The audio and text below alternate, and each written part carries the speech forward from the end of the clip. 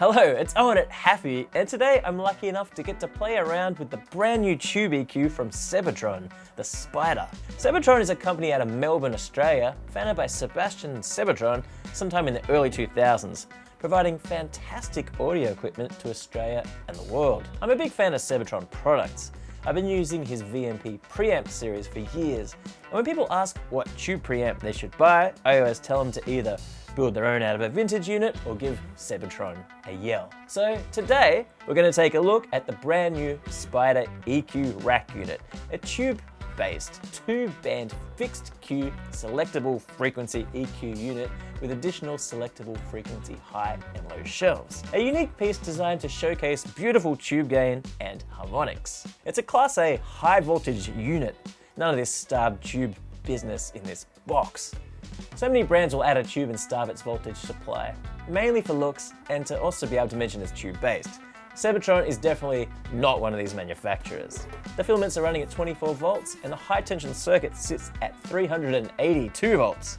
High, but not so high that we have no tube coloration.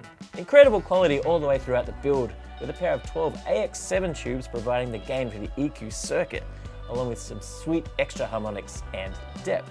I'm already loving the Spider. It happily sits as a broad stroke sweetener on sources when tracking, or put it over the drum or mix bus and give it a tweak to really enhance what you're running.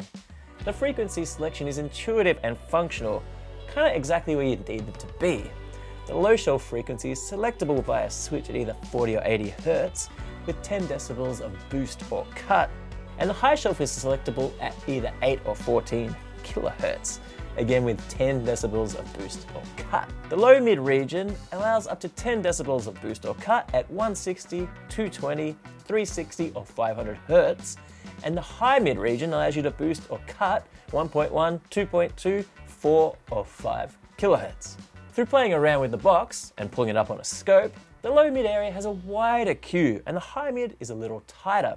Both pretty perfect for purpose. Another cool feature you'll notice is that when you push this thing really hard, the bands will start to interact with each other too. If you look on the front of the box, you'll notice the range in the gain where there's a couple of dotted lines. This is where the bands start to interact. The unit itself was built to complement in the box EQing. The selectable frequencies all voiced for the additional harmonics the valve in the circuit will impart. If you push it hard, you can also get it to impart a warm distortion too. So it's a 2-channel unit and it can be used for stereo sources or 2 independent sources. There's no link, but I like it that way.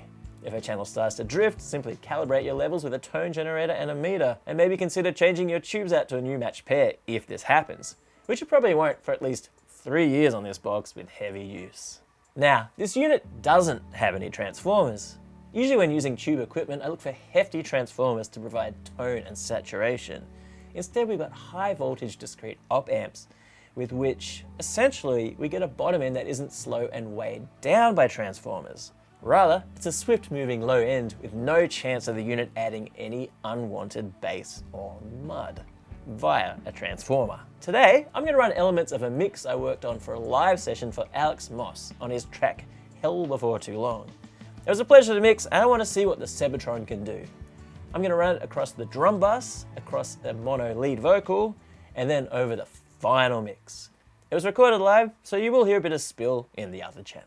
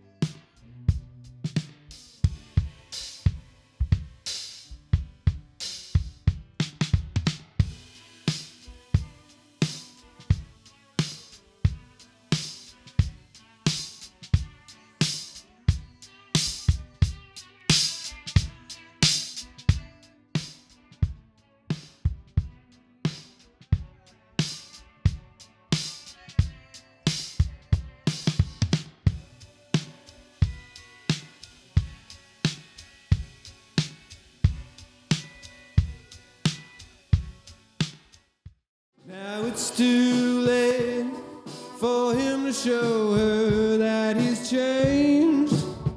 His whole world rearranged the moment that she left his side. He did cry.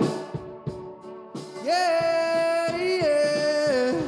Oh, they know we're just young and silly.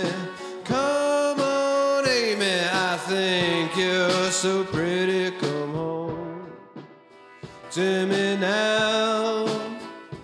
Come home to me now.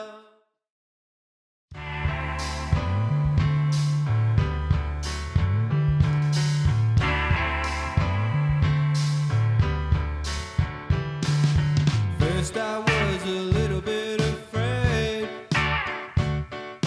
Now I feel like I don't make the grade.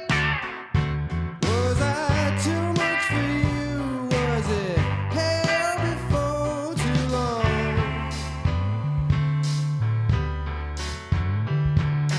Stepping out all on your own. Feel like you've lost all that you own. Was it too much for you? Was it hell before too long?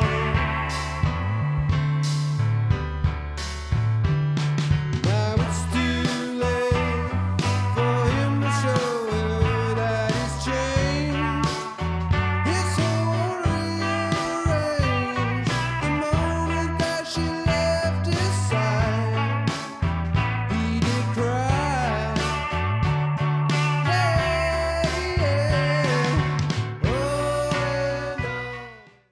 And there we have it, the Sebatron Spider Tube EQ, a fantastic tone shaping EQ unit, great for sweetening individual elements on their way in, or running over stereo buses, or even the entire mix. It's got near the perfect amount of low-end heft, mixed with tube harmonics and minus transformer distortion, which really make the unit shine bright in a sea of other 2-channel EQ units.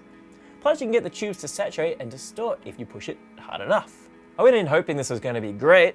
I've used Sebatron stuff for a long time and the Spider did not disappoint. It's a versatile sound shaping device with enough boost or cut range and frequency selection to really make a difference to whatever sources you wish to apply it to. I'm really loving it across the full mix as a broad stroke sweetener. Now, apparently this unit comes stock with 12 AT7 tubes, and we've scored one here with the higher gain 12 AX7s. This can be switched out without any calibration, and pretty much you'll get a little more coloration and gain out of the 12 AX7s. Switch to your taste. The Sebatron Spider EQ retails for $2,200 within Australia, including shipping. It has a 3-year warranty and is also available across all good distributors in the USA. Thanks for tuning in, and I'll catch you next time for more audio stuff.